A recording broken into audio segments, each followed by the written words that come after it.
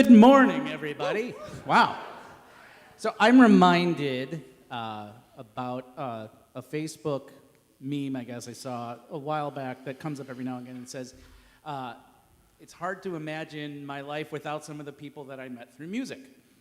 So, and that makes sense because last August, a friend of mine that I met on a bass playing forum that was over on the Detroit side said, hey, are you available for this date? These folks that I play with over here, they're actually doing an album release at Wider, and they need a bass player for that. And I said, oh, well, yeah, I could do that. And so they, I meet them just on texting and stuff, and I get all the music and things that we just, no rehearsal, we just kind of go right in and play the thing down. And fast forward, I've played a handful of gigs with these two, and I am so elated that when they were on this side of town, and I'm talking with John about doing some interesting other things we can do, we kind of mentioned, I was like, oh, I'm playing with these people that are doing some bluegrass stuff, and John just kind of, John being from the South, like something just immediately said, yes, we're doing a bluegrass service. And that was the entire discussion, that was the negotiation, that was all of it, right there. So I am very pleased to welcome my dear friends from the east side of the state, by way of West Virginia, Ashley and Cody, known as Blockhouse Valley. And so we're going to be doing the song leading and special music and all of this stuff today. So if you are ready, please stand as we get to... Oh, I should probably also say I'm John Moody, your music director. Elizabeth Case is still back here on piano, and she's very excited to be doing a lot of harmonies today. So lots of fun. All right, now you can stand.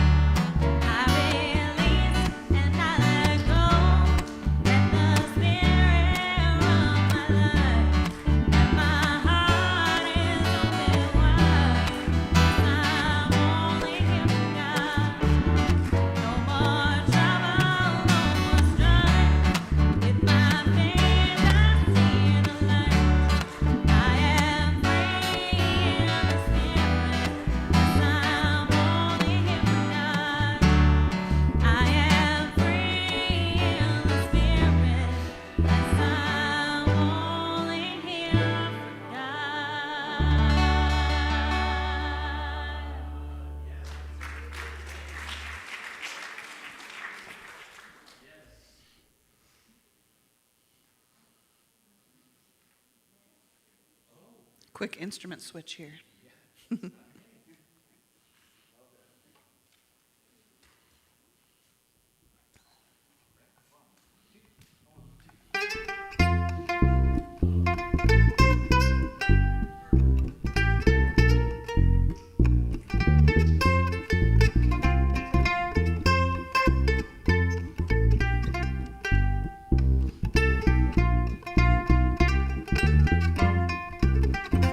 Don't prepare me.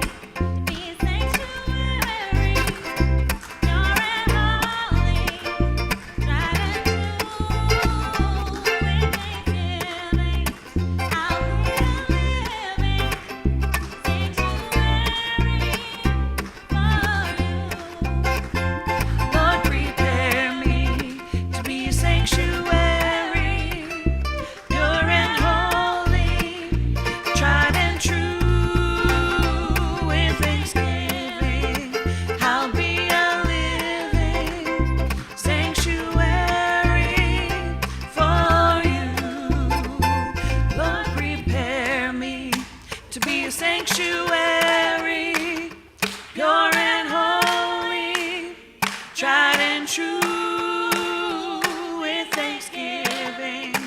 I'll be a living sanctuary for you.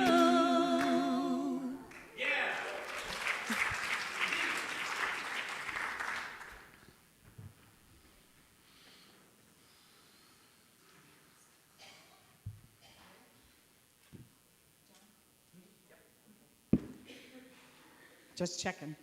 Because I'd really just like to have a concert. So, and I have the best seat. Let's be totally clear about that one. Good morning. Welcome to Unity of Kalamazoo, where spirituality is practical, love is inclusive, and transformation is real. This is a community of people who want to live with deeper meaning, greater compassion, and a faith that works for everyday life. We gather to deepen our relationship with God as we understand God, to pray, to support one another, and to become a healing presence in this world. No matter who you are or where you are on your journey, you belong here. So let's just take a moment to pause, to breathe, to arrive, and open ourselves to something good.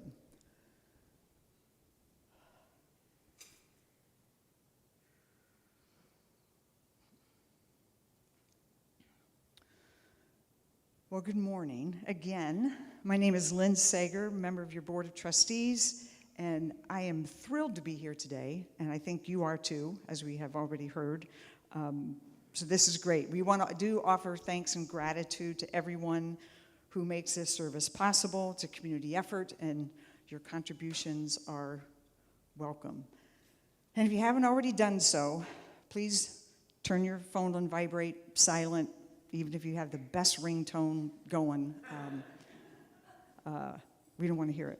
And if you are joining us for the first time, we trust this, well, I know it's going to be a memorable day for you. So if you care to, please fill out our visitor's card in the pew pocket in front of you and leave it with an usher at the welcome desk on your way out. That way we can connect with you and share details of activities that are going on here and also in the community. And now as we continue to prepare for our time together, the reading of the daily word, the word today is world peace. The peace of my soul brings peace to the world. The Bible's sacred pairings of lions and lambs, swords and plowshares reveal that peace becomes possible when we hold life's polarities in harmony. It reminds me that wholeness arises not from opposition, but integration. Within all people, strength and tenderness, boundaries and compassion, courage and vulnerability arise from the same divine source. Lion and lamb are not rivals. They are facets of one creation. Sword and plow are not contradictions. They are different tools for transformation. Peace begins when we see that opposites, both within and around us, can be allies rather than adversaries. As this realization takes hold, any impulse to defend or harden begins to fade. And from the book of Isaiah, chapter 2, verse 4, they shall beat their swords into plowshares and their spears into pruning hooks. Nation shall not lift up sword against nation. And so now we get to hear more from Black House Valley.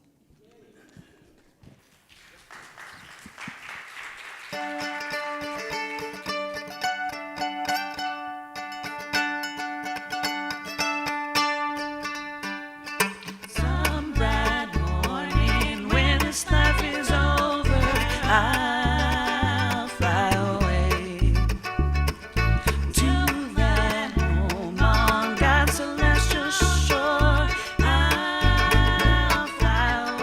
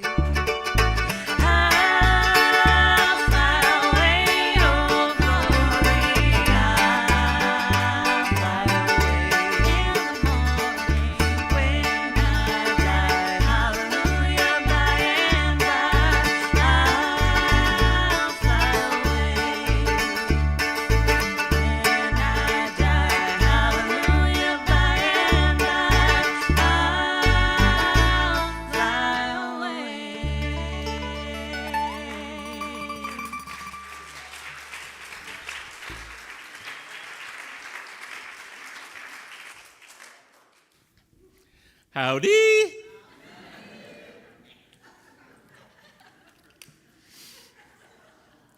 I am, in fact, a Beverly Hillbilly. My last civilian job was in Beverly Hills, and then I was 6 years in Nashville, so I've earned it. And I love it. And what Cousin Minnie Pearl, whose name was Sarah Cannon, always used to say after she'd say howdy, she'd say, I'm just so proud to be here. And I am. I am. There you go. Hey, Julie. And I'm here because I believe in God. I believe in one self-existent, indestructible, creative principle. I believe that the kingdom of God is within, and we will experience this kingdom to the degree we become conscious of it. And I believe in the eternal goodness, the eternal living kindness, and the eternal givingness of God to all. And a statement of faith, please, if you would affirm this with me, if it's true for you. I believe in one presence and one power, God the good, active in all life. I affirm the divine within me and within all people everywhere. I choose thoughts that create, words that heal, and actions that serve. I practice prayer and am guided, strengthened, and renewed. I commit to living what I know, so my life becomes a force for good in the world. In the world. By way of a few announcements, we have a town hall here in the sanctuary right after the service. We'll give you a 15-minute break to restore your personal comfort if you need to, and get a cup of coffee, and you may bring coffee back into the sanctuary here. Game night is the last Friday of every month. That's a new thing, so make sure you sign up on the sign-up sheet at the welcome table so we'll know how many people to expect. And last announcement is that every year I go to a place called Chautauqua Institute, which is just south of, I was going to say Boston, Buffalo, New York. And I will be there for the first week in August, and which is only 2 Sundays away. And so Marvinetta Penn will be speaking, and she'll be offering a workshop immediately after the service on Sunday, the 2nd of August. And it's the talk and the workshop are called A Life Well Lived Inside and Out. And she'll be examining, well, it's an invitation to acknowledge and balance body, mind, and soul so that you will be in deep harmony with the truest desires of your being, and you will not, most importantly, get towards the final chapter of your life with regrets. That is the point, to know that you are doing what you can do to be totally fulfilled.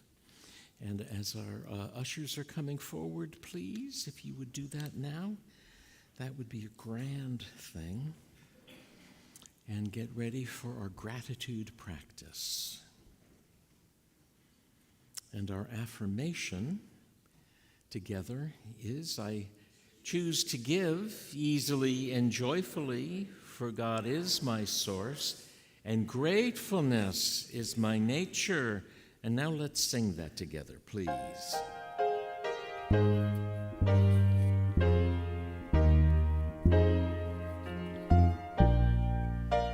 Flow, Spirit, flow through me as I open up to be an expression of your unfolding peace. Show, Spirit, show through me as I open up to be an expression of your unfolding love. Flow, Spirit, flow through me as I open up to be an expression of your unfolding peace. Show, Spirit, show through me as I expression of your unfolding love. And let's unfold some love for Blockhouse Valley.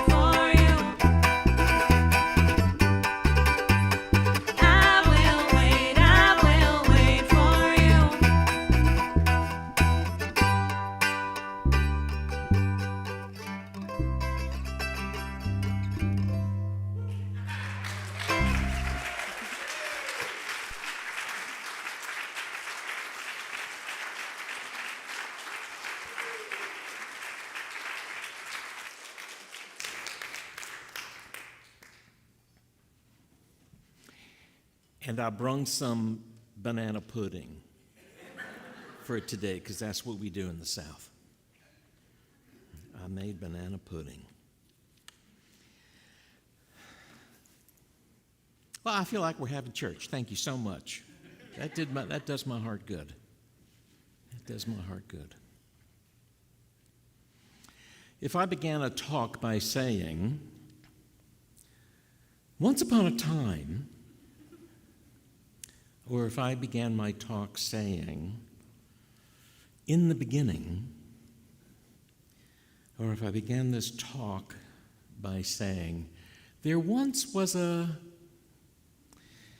you would know that I was going to tell you a story. Stories are what human beings create. As far as we know, there's no other creature that makes up stories. And there are many reasons for this. Some say that humans, are a meaning-making animal because we want to have things make sense, or we want to be assured that we're doing the right thing. But life doesn't necessarily have a meaning other than it is. And life abides. And life creates and thrives and evolves and expands and gives, is what life does. Stories that we are told are sometimes true and sometimes they're not true. And sometimes they're even specious. They're stories that we make up to differentiate ourselves from other people, but also so we can feel superior to other people. In the long run, if one is on the spiritual path, in the long run, that doesn't help. That hinders us. These stories that we tell ourselves generally tend to define who we are. And that's how civilizations come together. It's how cultures come together, nations, regions come together, families come together. We don't do that.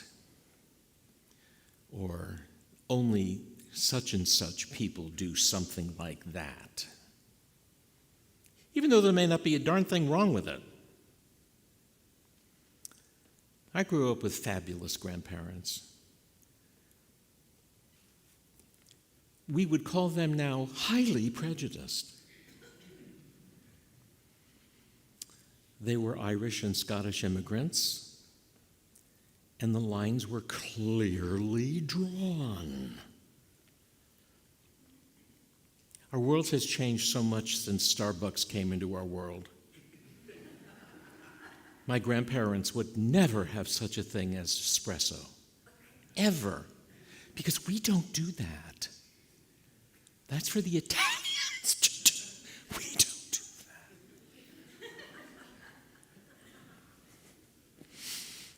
What we did in my family was drink instant coffee, and it's why every man died before the age of 60. You know, it was just a tragedy. They had no idea how to live. They missed a lot, and it took them out.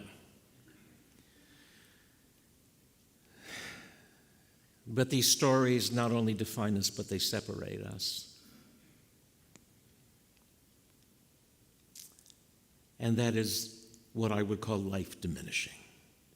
It is not life enhancing. It is truly life diminishing. Because we are human beings, because we have astonishing capacities and powers of reason and consciousness and imagination, we can employ something that we call critical thinking to bring all stories, activities, experiences into some kind of judgment to see if they actually are right, if they're actually life-enhancing for me and for everybody, or if I thrive at the expense of anybody else, then I want to revise a certain kind of story. And a lot of these stories, again, we don't even know what they're based on, or sometimes we do know what they're based on, but they can have catastrophic effects. There's an author, a historian who's Israeli. His name is Yuval Harari. He wrote a book called Sapiens. Does anybody know that book? Yes, okay. A spectacular book. And most of his work focuses on story. Simple as that, the stories that we tell each other. And he was on a podcast recently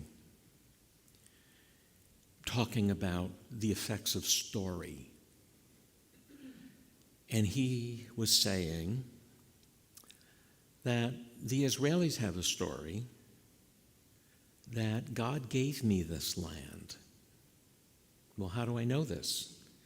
Well, it's in the Torah that God gave me this land. And the Palestinians have a story, and they say, God gave me this land. And we were here first. And because they both profoundly want to uphold that story, what are they doing but killing each other? In the year 2026. Is it real? Did God give anybody a piece of real estate with a deed? Not the God of my understanding. Not the God of my understanding. How many stories were you raised with about what was right and what was wrong that you're aware of? And there are no doubt scores of stories that you were raised with because of family, because of region, because of country, because of all kinds of things. All kinds of things. I love to tell stories on myself only because it reminds me that I have grown in my life. When I was ordained, I was 50 when I was ordained from Unity School. I was not a mere child. And, the process of choosing ministers is very entrepreneurial. We don't have a bishop that says, you go here, you go here, you go here.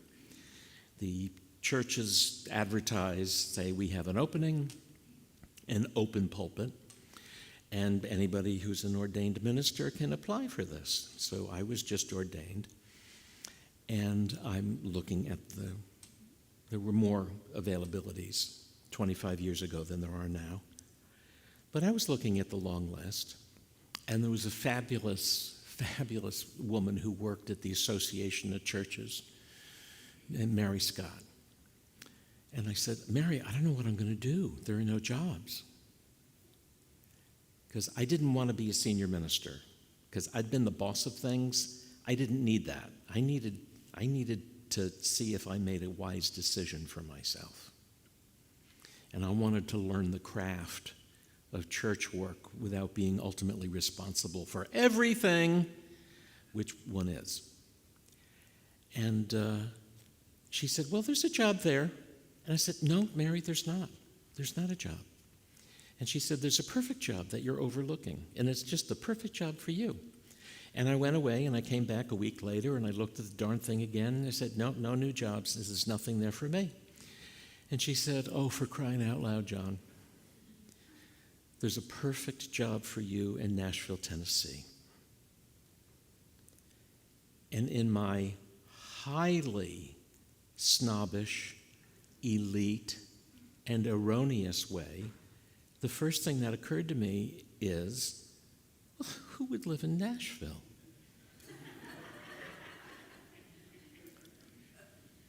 I'm a New Yorker. I was born at the center of the world. Well, I could live in Chicago. I'd live in Seattle. But who would live in the South? And I tell that story on myself, A, because it was real.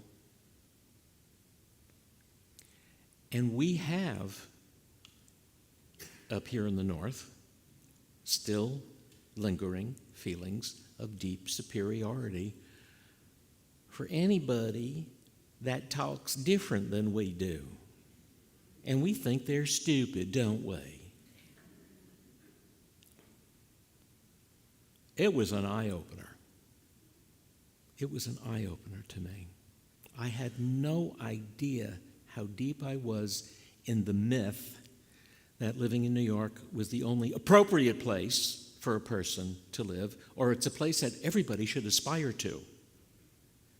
And if you're not aspiring to be successful in New York, then what's the matter with you? That was just the culture I was raised in. Self-preservation thing, I don't know. But I know it was true in London, and I'm sure it was true for the Pharaohs. You know, of course everybody wants to live in Egypt.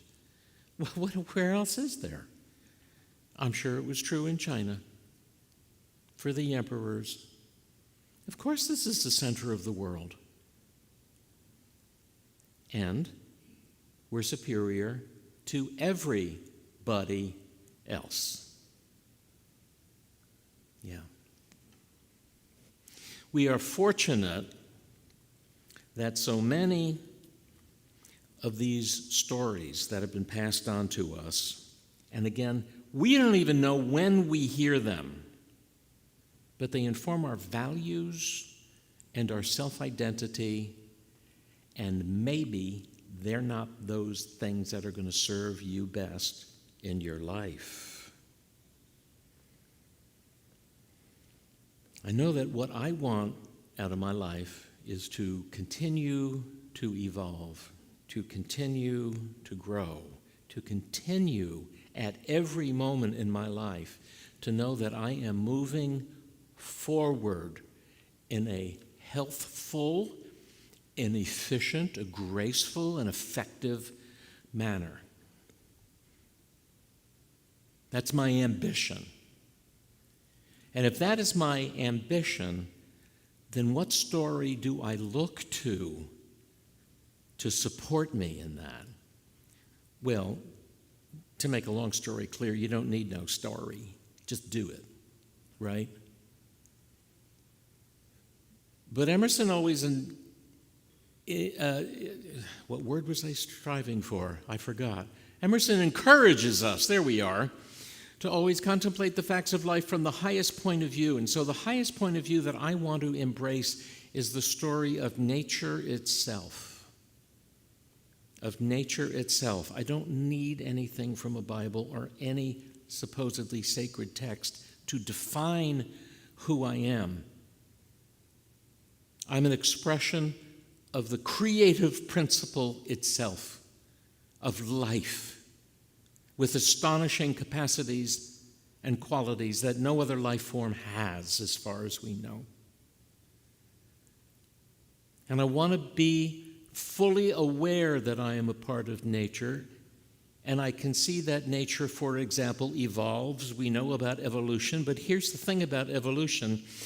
Evolution always goes in the direction of optimizing life and efficiency, not maximizing life, not making things bigger, but in optimizing effectiveness, efficiency.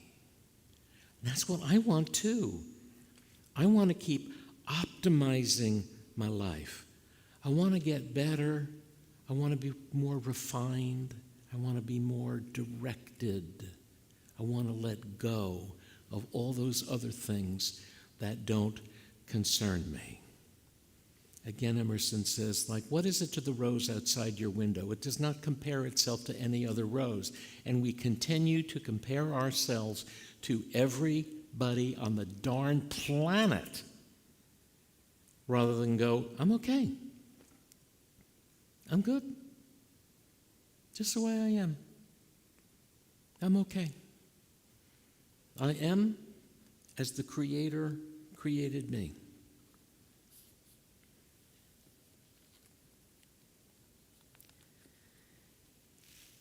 What then the question is, in the evolution of your life, not necessarily your soul, but let's talk about your life, because this is practical spirituality.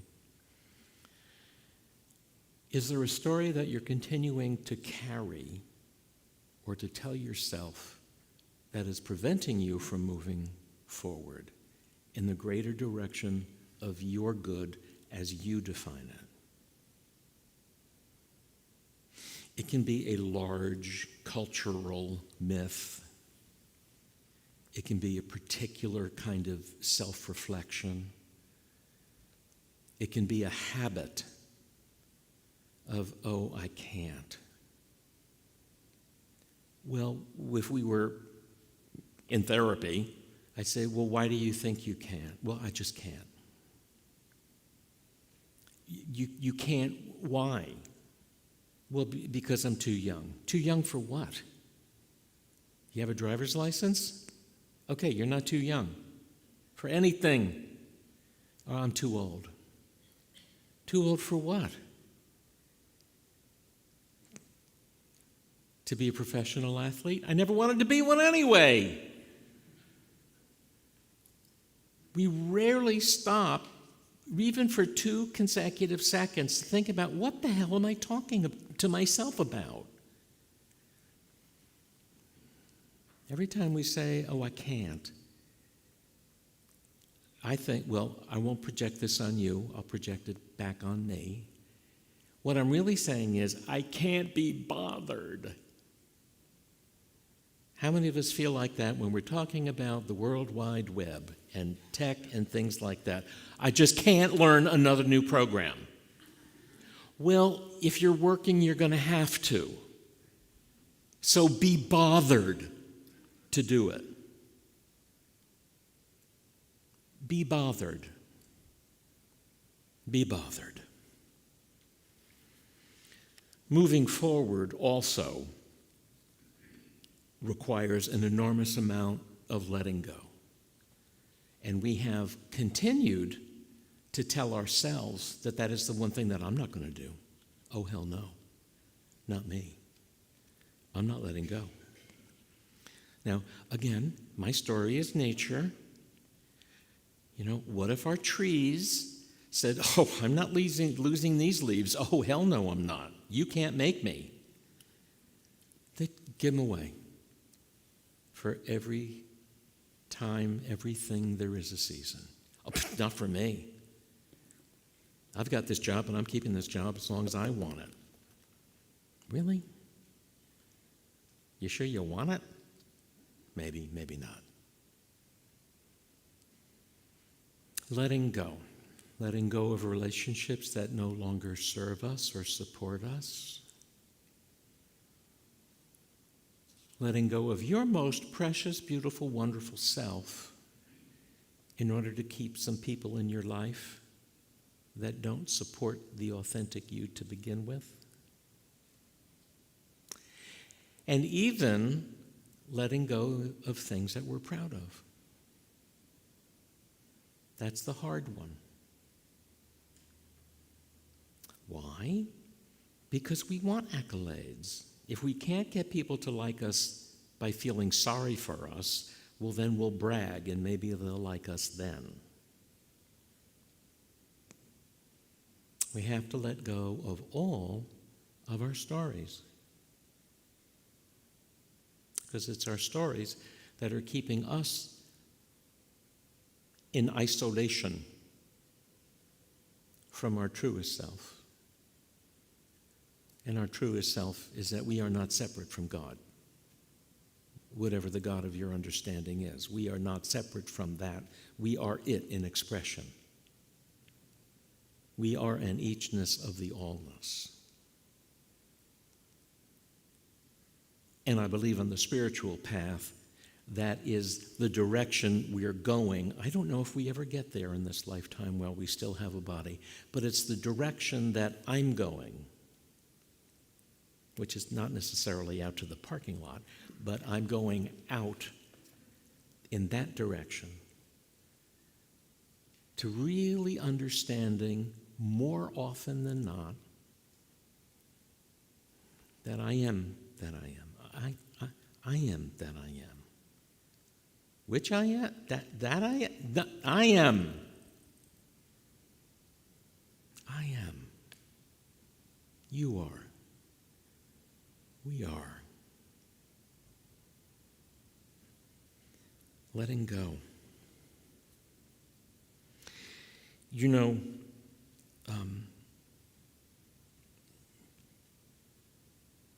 here's another story I'll tell on myself that I wasn't planning on, but you know that I've been in recovery. And if you're in a recovery program, which are the finest spiritual programs that are available to us, that there's a celebration every time you celebrate another year in recovery. And because of the story I kept telling myself, I never raised my hand when it was my anniversary.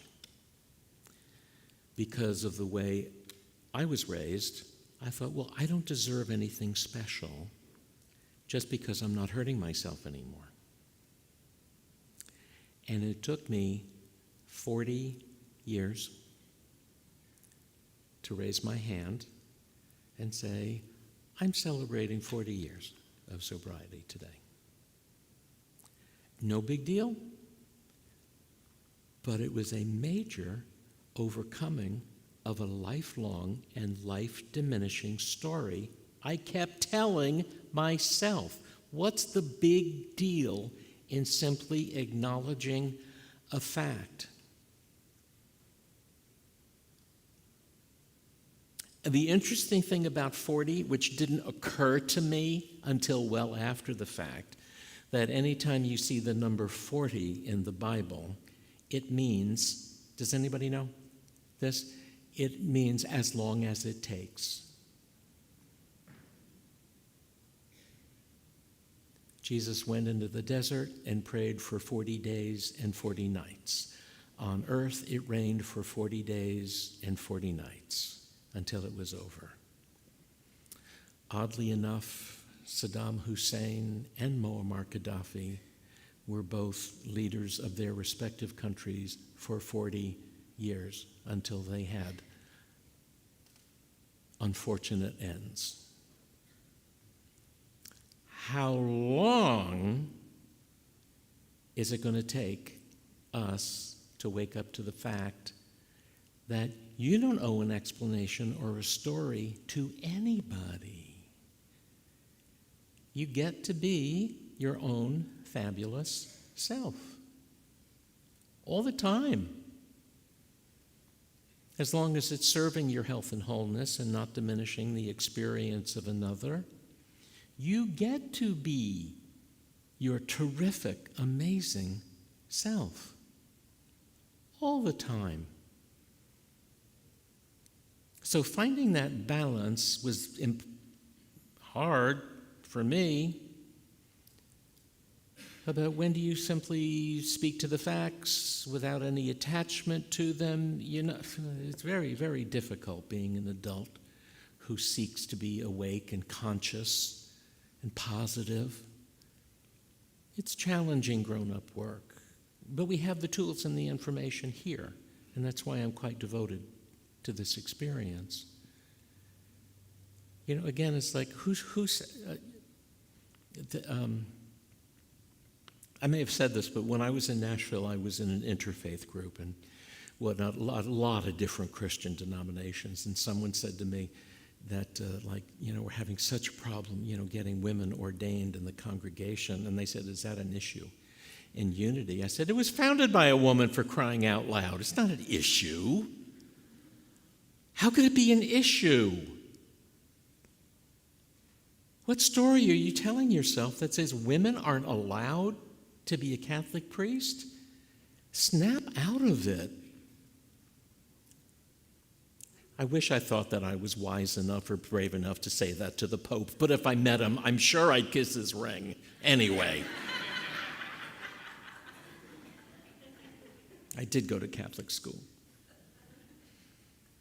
But it's like, snap out of it. What do you mean a woman can't be a priest? Well, it's not in the Bible. Well, there weren't priests in the Bible. They were Jewish. What the heck are you talking about? Why are you believing that? Get to be free.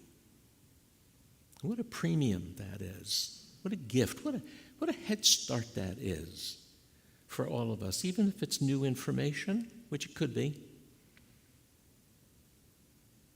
But to be free also entails responsibility, because then you don't have anybody else to blame. The stories we tell ourselves serve us to a point, like until we're 8 years old. And for the most part after that, they start to work against us. Because anytime I look at the world, and boys and girls, we're living in a world of hurt right now. But the hurt can probably be traced back to some story that people will not let go of. Yeah, this is the way it was supposed to be. This is the way it was supposed to be. And because things are not the way the American myth promised, that keep your head down, don't stand out, work hard, you'll be fine, that doesn't work anymore. And it's not a mystery to me, while the opioid addiction is such a crisis in this country, because there's just too many millions of us that have no story to hold on to, or self-confidence, self-reliance, which is what Emerson talked about, the self of you, that is God, that is the I am, that I am, to have confidence that I can, whatever it is, I can.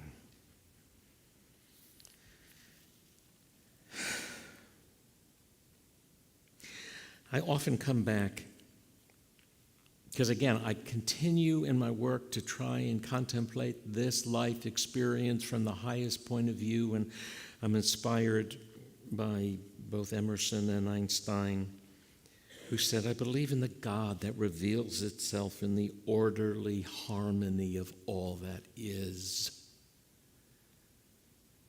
And there's a part of me that wants to go, well, that's not specific enough. Well, grow up. Think about it. Think about it. And make the effort to lean into harmony. Could that be? Could that be? That harmony is what God is. That's why I love me some bluegrass, because there's no harmonies that are any better than that. And wasn't it lovely to really hear John Moody playing the bass today? How clear it individuates in that catalog of beautiful music. But God is harmony and has no story, has no baggage. It's either we're in sync or we're not. But there's no story around it. There's no battle around it. There's no money. There's no expense. It doesn't cost anything to be in harmony. It simply is. And its beauty is self-evident. Elizabeth? In the silence there is peace. In the silence there is unspoken joy. In the silence there's release from a world full of chaos and noise.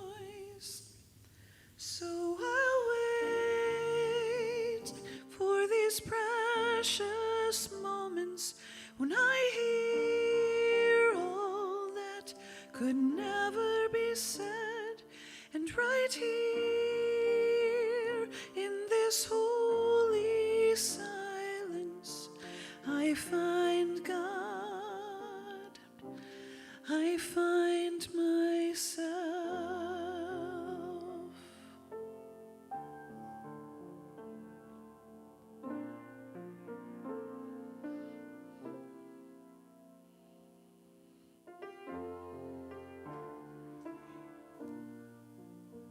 Deep.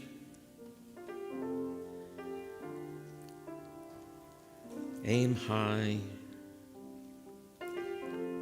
Seek peace.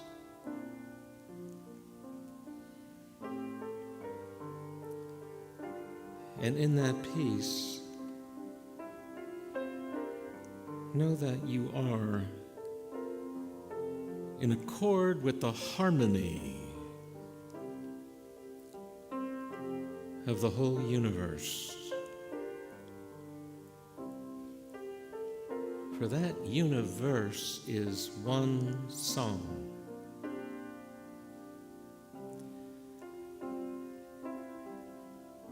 And can you sing along with that song? Can you harmonize with the unfolding of the cosmos? Can you find beauty in your life? Can you let go of all baggage, of all hurt and disappointment in ourselves? Can you forgive yourself and others so that harmony would be restored in the fullness of time?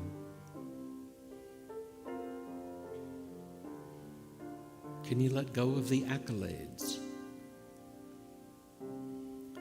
and strive for qualities of character,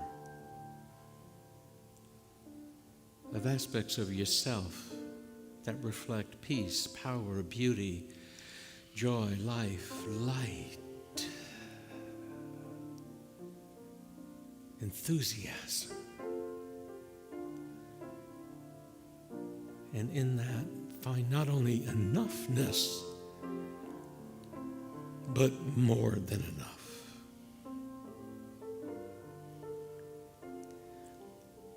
That's all that the spiritual path asks of us.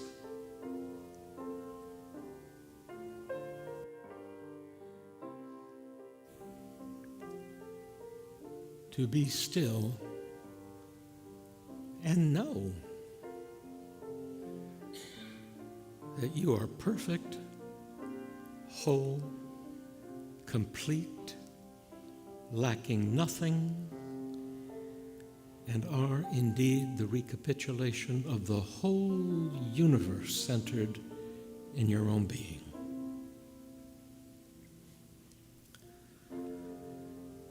Meditate on being free and simply being a radiance, a source of light and joy. For that is what you are. And let's support each other in the full realization of that together now, for a minute in the silence.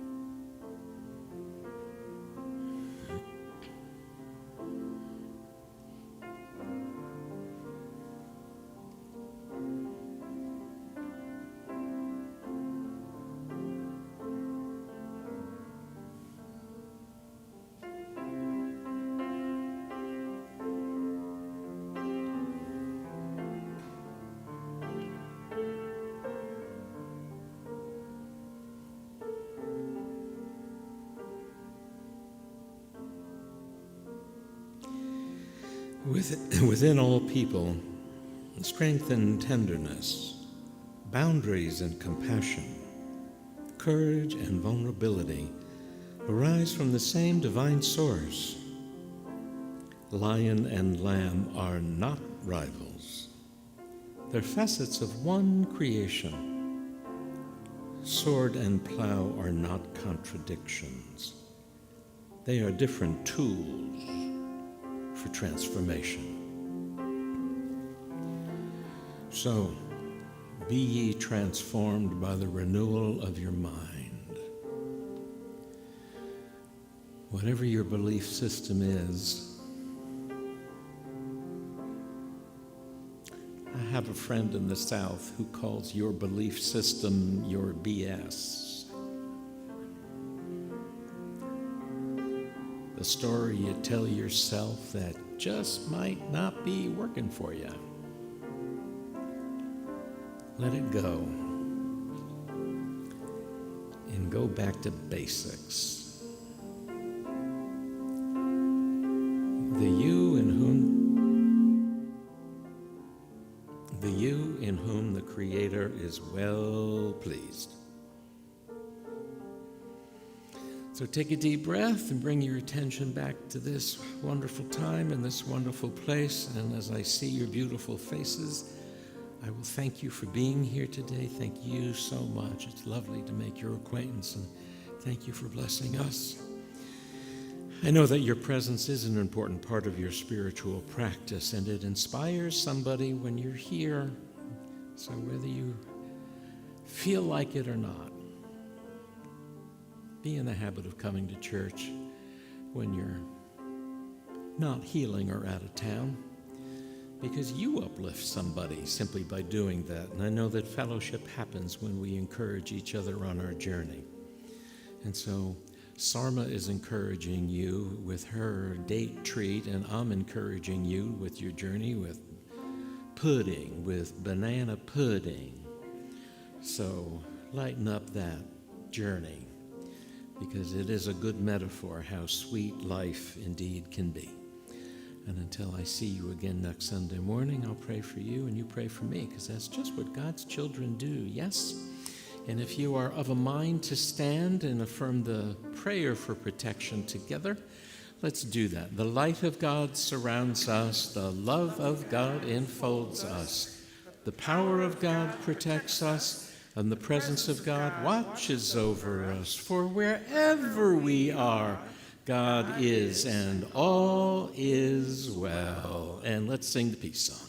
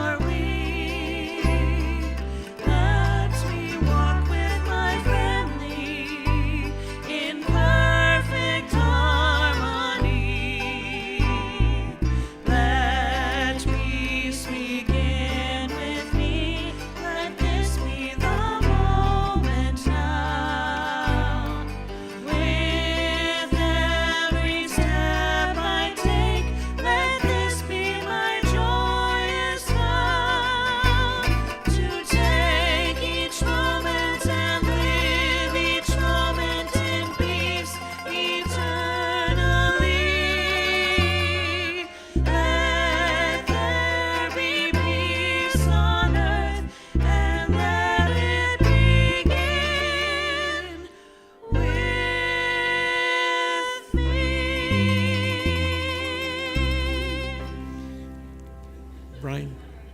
Oh, great. Come back in 15 minutes, Town Hall.